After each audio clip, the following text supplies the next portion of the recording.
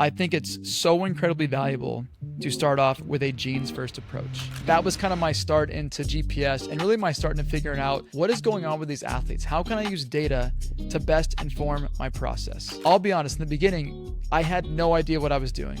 What are your genetics saying about who you are and how you're going to respond to training, to nutrition, to recovery? It's got to be really clear that your genetics are not your destiny. They're your starting point. Welcome back. Episode 2 of the House of Genes podcast.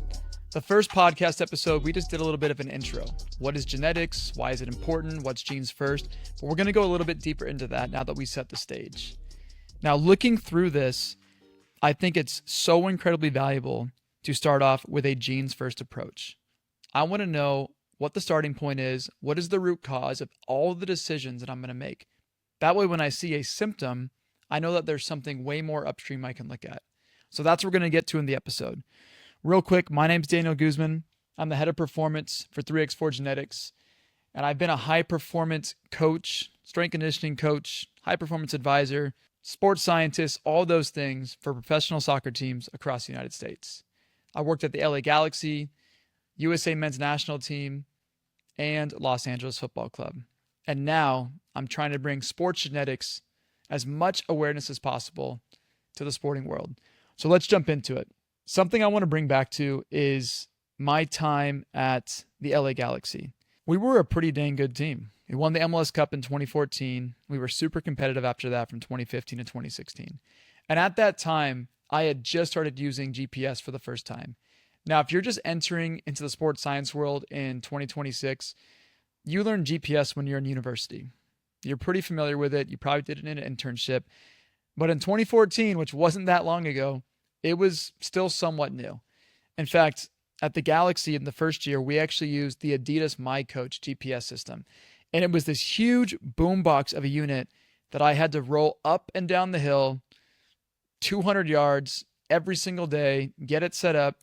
And when you turn the system on, for those of you sports scientists, when you know about GPS, the players have to be right by the transponder or whatever it is that's tracking to let the system know, hey, we've captured this unit is in play. Well, this thing was just my nemesis, unfortunately.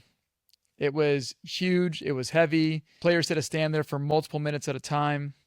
It just wasn't smooth, but we got pretty good data from it.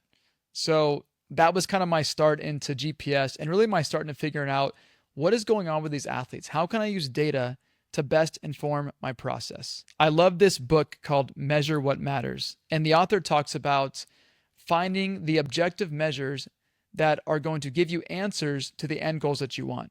So GPS did that for me. We would measure GPS so I can get some idea of external load. Now, what would we look at? We'd look at sprint count. We'd look at high-speed running. We'd look at max speed. We'd look at average speed. We'd look at total distance. We'd look at intensity. How many meters were they covering in a minute in a certain drill that we were doing, if a coach did the same drill all the time.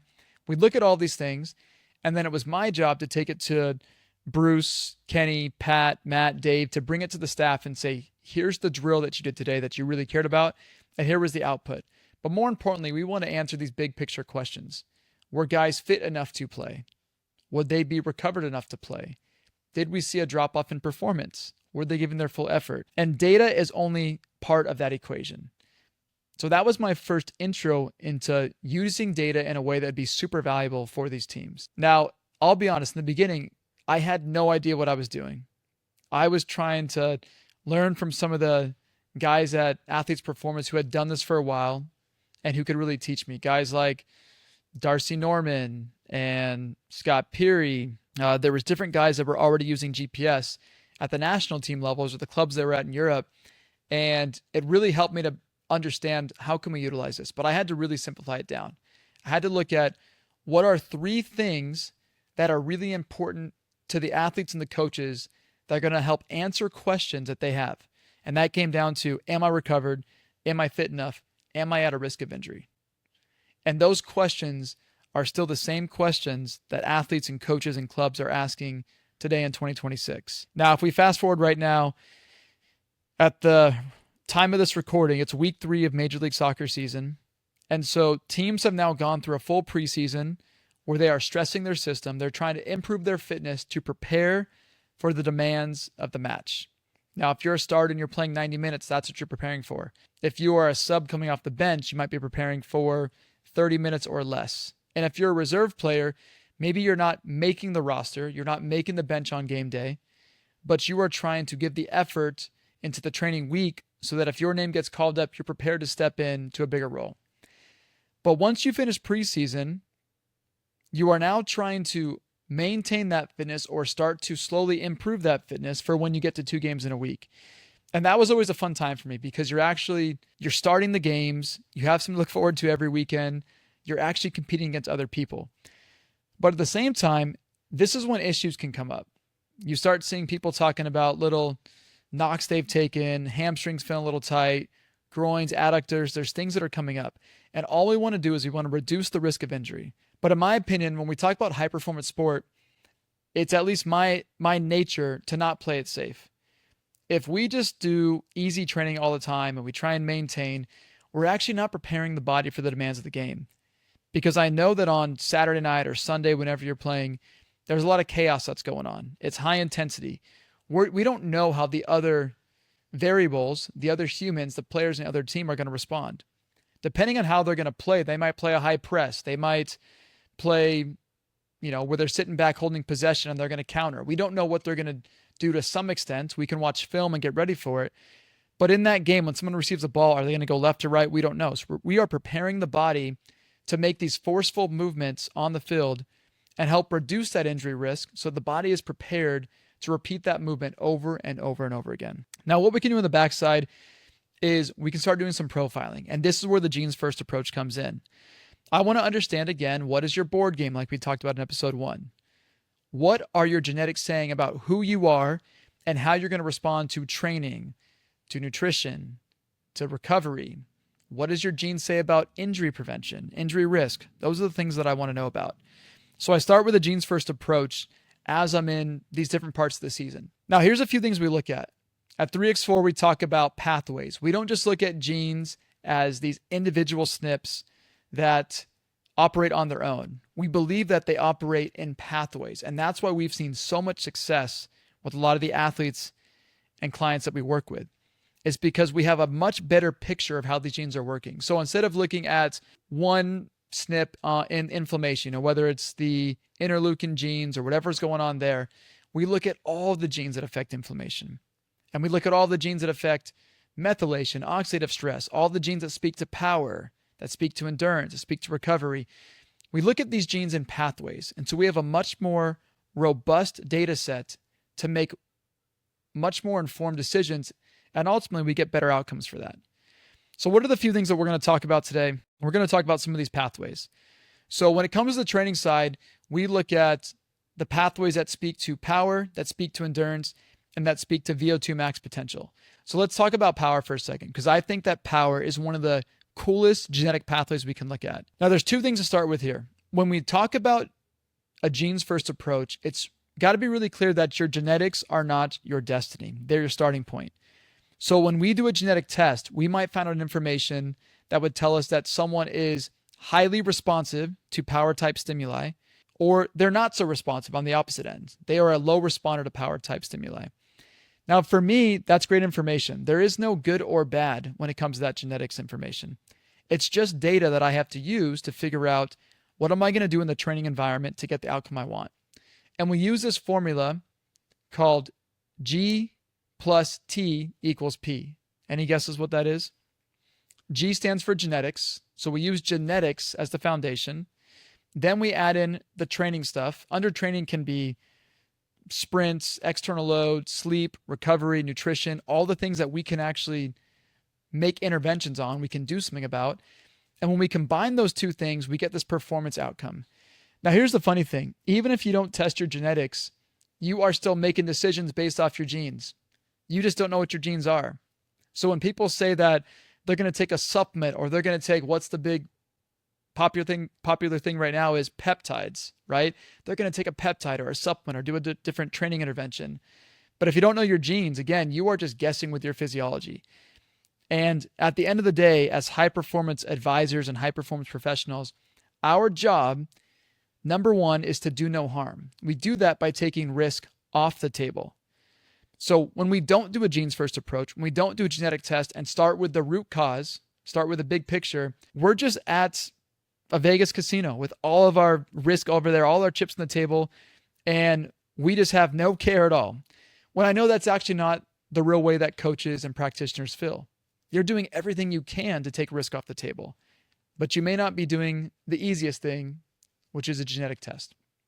So when we do a genes first approach, we take the risk off the table. Let's go back to that formula, G plus T equals P.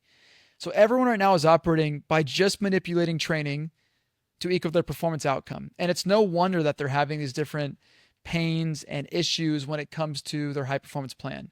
Why did so-and-so have an issue with their hamstring work this week? Or why are they coming back from this game and this might be sore, or this might be at risk of injury now, or they did get injured?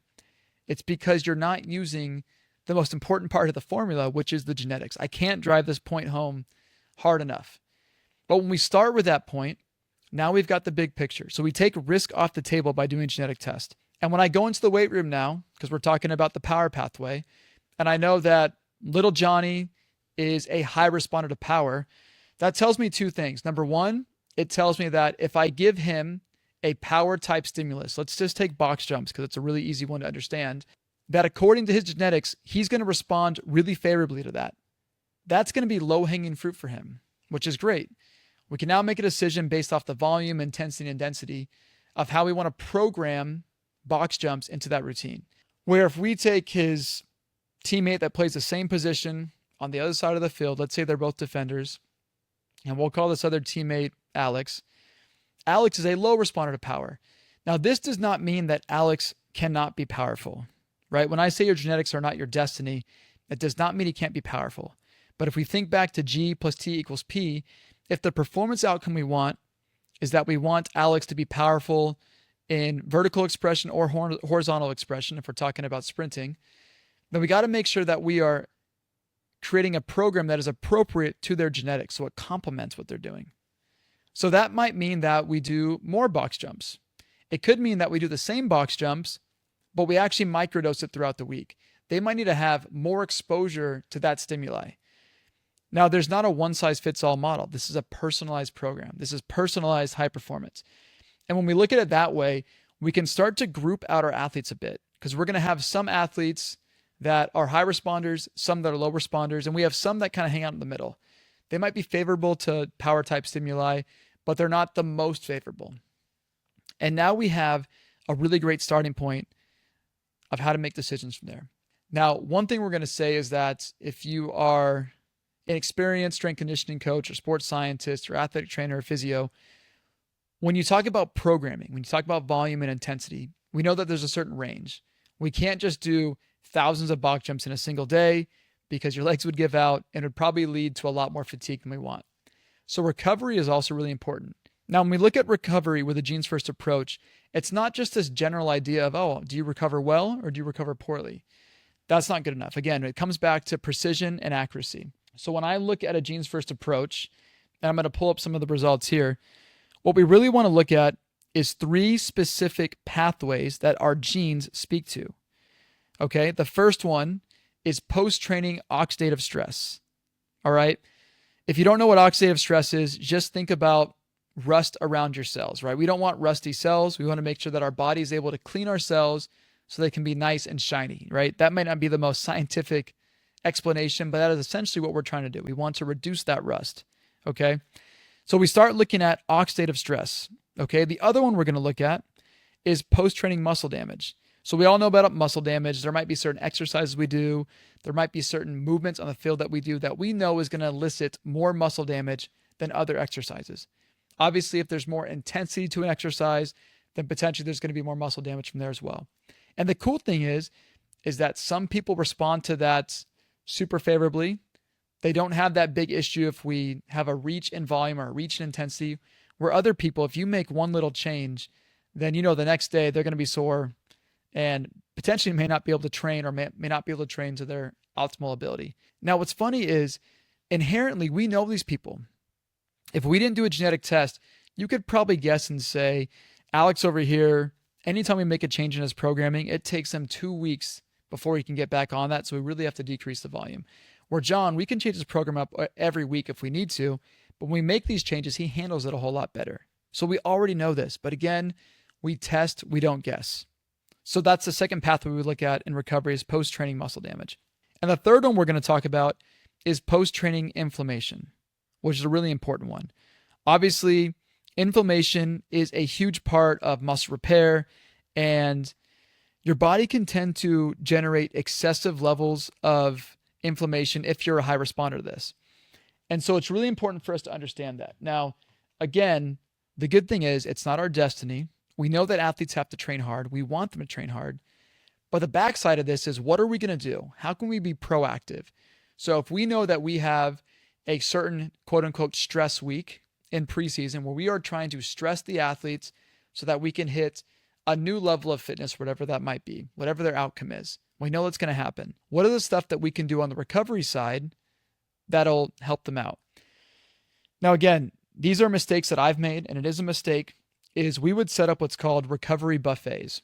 So if we had a hard training session or a hard week, we would basically say, hey, we've got ice baths here, we've got foam rollers, we've got stretching, we have massage, we've got all these different modalities.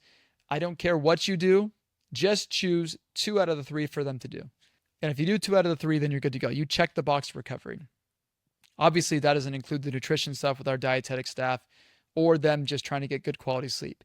But from the modality standpoint, we just say, choose 2 things. As long as you do some stuff, we know it's going to be beneficial.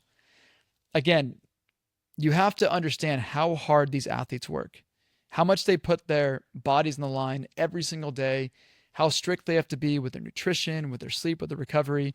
So for us just to give a general recommendation is probably not the most ideal, but also, is it going to build the most trust with our athletes? They're going to say, well, you told so-and-so to do the same thing as me, but I know I recover faster than him.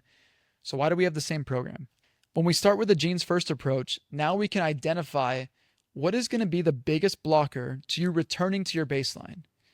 So in my case, transparently, I struggle with post-training inflammation. So I choose things nutritionally, I choose things from a modality perspective that are going to be a big focus, a big emphasis on post-training inflammation.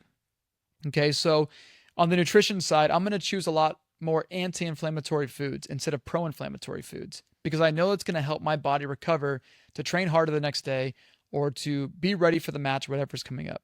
On the modality side, there's a few options we could choose, right? We know some things might focus a lot on oxidative stress. They might focus on reactive oxygen species, or they might focus on inflammation, or some stuff might be more muscle damage. And of course, some stuff might cross over all things. But when it comes to inflammation, since that's my number one issue, when I train hard or I sleep poorly and I know inflammation is going to be the blocker for me returning to my baseline or to performing well, I choose a hyperbaric chamber, or I might choose a sauna because they both work inflammation and oxidative stress.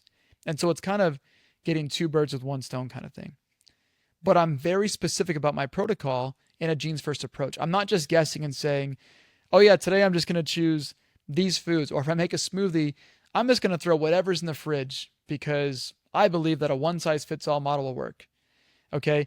Now, if you don't want to be personalized and you don't want to have individualized program, then yeah, a genes first approach is not for you.